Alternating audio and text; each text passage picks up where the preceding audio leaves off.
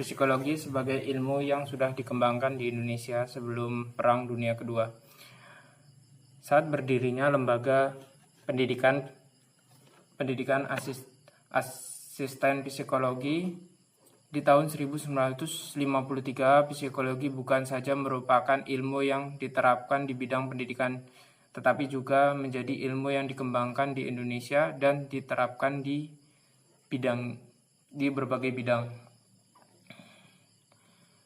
Pendirian laboratorium psikologi pertama pada tahun 1975 di Leipzig, Jerman oleh William Booth, merupakan titik awal dari perkembangan psikologi sebagai ilmu usaha menjelaskan tentang kejadian-kejadian yang terjadi di alam. Kajian dari bermacam-macam gejala psikis dari manusia dengan menggunakan berbagai rancangan eksperimen merupakan kegiatan utama dari psikologi eksperimen. Berbagai macam temuan inilah yang banyak menjadi dasar terbentuknya teori-teori psikologi. Pada tahun 1960-an, psikologi di bidang penjualan perkembangan dengan pesat, serta perilaku manusia juga diteliti. Akhirnya pada waktu bersamaan, para sarjana psikologi sebagai kelanjutan mendalami hubungan antara manusia dan industri mulai mempelajari organisasi sebagai suatu kesatuan. Williamson merupakan seseorang yang memberikan dasar yang kuat pada psikologi diferensial. Melalui bukunya, psikologisis ini berkembang dan terkenal menjadi psikometri, yaitu cabang ilmu psikologi yang mempelajari dan mengakses gejala-gejala psikis yang khas dari seseorang. Pada PD1, para sarjana psikologi Amerika Serikat mendapat tugas untuk mengembangkan tes intelijensi yang digunakan untuk menyeleksi anggota tentaranya. Setelah PD1 ini, psikometri berkembang sangat pesat, lalu mulai digunakan dalam seleksi tenaga kerja oleh perusahaan. Selain tes intelijensi dan tes kemampuan, dikembangkan juga tes kepribadian. Perkembangan psikologi industri dan organisasi yang telah maju di negara barat memberikan bahan pengetahuan yang sangat banyak kepada Indonesia.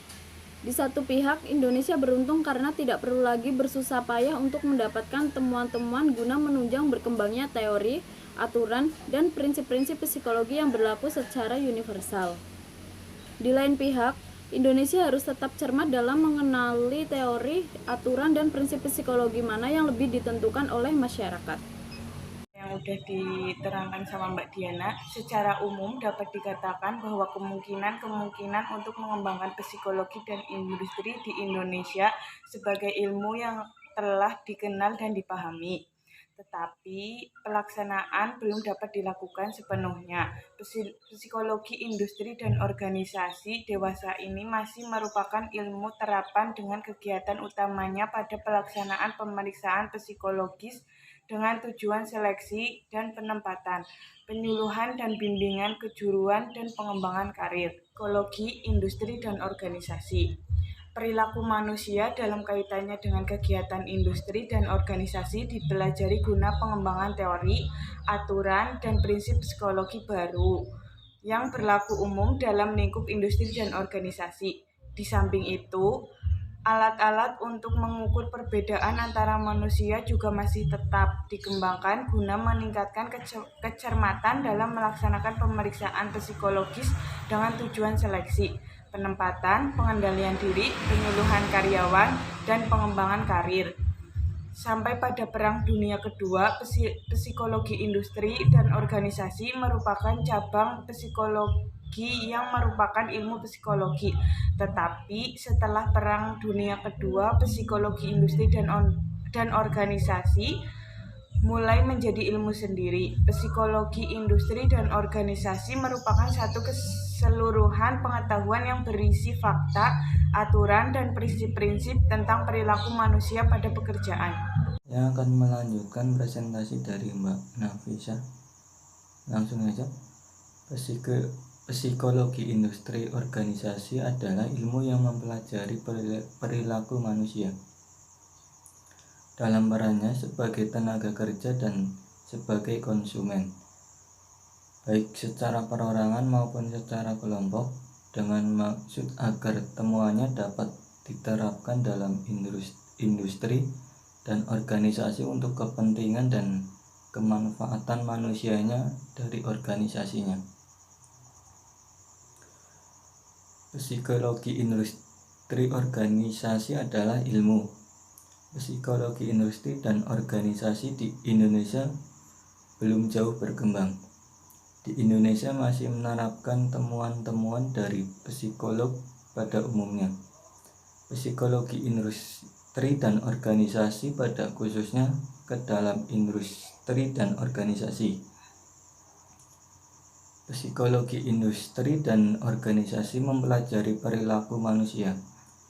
Yang dimaksud adalah segala kegiatan yang dilakukan oleh manusia, baik yang langsung dapat diamati.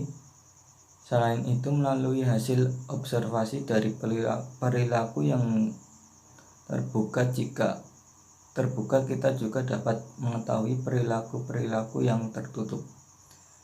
Selanjutnya akan disampaikan oleh Mbak Lina. Untuk slide selanjutnya, perilaku manusia dipelajari dalam perannya sebagai tenaga kerja dan sebagai konsumen. Manusia dipelajari dalam interaksinya dengan pekerjaannya, dengan lingkungan kerja fisiknya, dengan lingkungan sosialnya di pekerjaan. Jika sebagai tenaga kerja manusia menjadi anggota organisasi industrinya, maka sebagai konsumen manusia menjadi pengguna dari produk atau jasa dari organisasi perusahaan. Selanjutnya, perilaku manusia dipelajari secara perorangan dan secara kelompok. Dalam hal ini dipelajari sejauh mana dampak satu kelompok atau unit kerja terhadap perilaku seorang tenaga kerja dan juga sebaliknya. Juga dipelajari sejauh mana struktur, pola, dan jenis organisasi mempunyai pengaruh terhadap para tenaga kerjanya, terhadap sekelompok tenaga kerja dan terhadap seorang tenaga kerja. Selanjutnya, objek yang dipelajari oleh psikologi industri dan organisasi adalah perilaku manusia sebagai tenaga kerja dan sebagai konsumen dalam interaksinya dengan organisasinya. Yang dimaksud dalam A. Fungsi batas sistem terdiri dari pelamar atau calon tenaga kerja yang terlibat dalam pengadaan dan seleksi tenaga kerja yang terlibat dalam proses pengendalian mutu, pemasaran, dan penjualan, konsumen, perorangan, maupun perusahaan. Yang B. Proses produksi dalam sistem. Ada tenaga kerja pelaksana yang dikelola dan tenaga kerja pengelola. Baik, saya Nana Nurseha, saya akan melanjutkan presentasi dari Mbak Dina. Kaitan psikologi industri dan organisasi dengan ilmu-ilmu lain.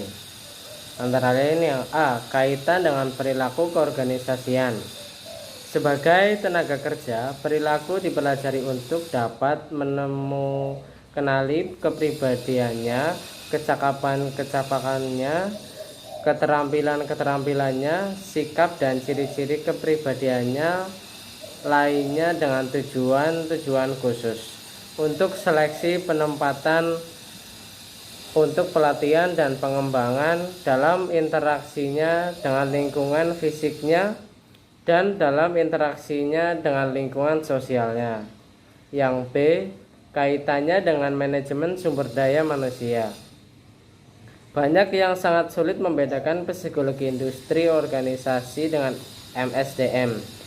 MSDM dibantu dengan psikologi untuk membantu memastikan bahwa seleksi menghasilkan tenaga kerja yang memiliki kecakapan, keterampilan, sikap, dan ciri-ciri kepribadian lain yang diperlukan oleh pekerjaannya. MSDM memanajemeni manusia sebagai tenaga kerja, di mana prinsip efisiensi dan efektivitas perlu diperhatikan. Pada psikologi industri dan organisasi, manusia sebagai tenaga kerja lebih dipusatkan pada ciri yang dipersyaratkan untuk pekerjaan tertentu. Selanjutnya, pada psikologi industri organisasi, perilaku tenaga kerja dipelajari untuk dapat kenali kepribadiannya dalam rangka yaitu A. Proses seleksi dan penempatan, proses pelatihan dan pengembangan. Selanjutnya, interaksi tenaga kerja dengan lingkungan fisik dan sosial. Terima kasih presentasi dari kami. Bila teman-teman ada yang ingin berdiskusi, silakan untuk bertanya.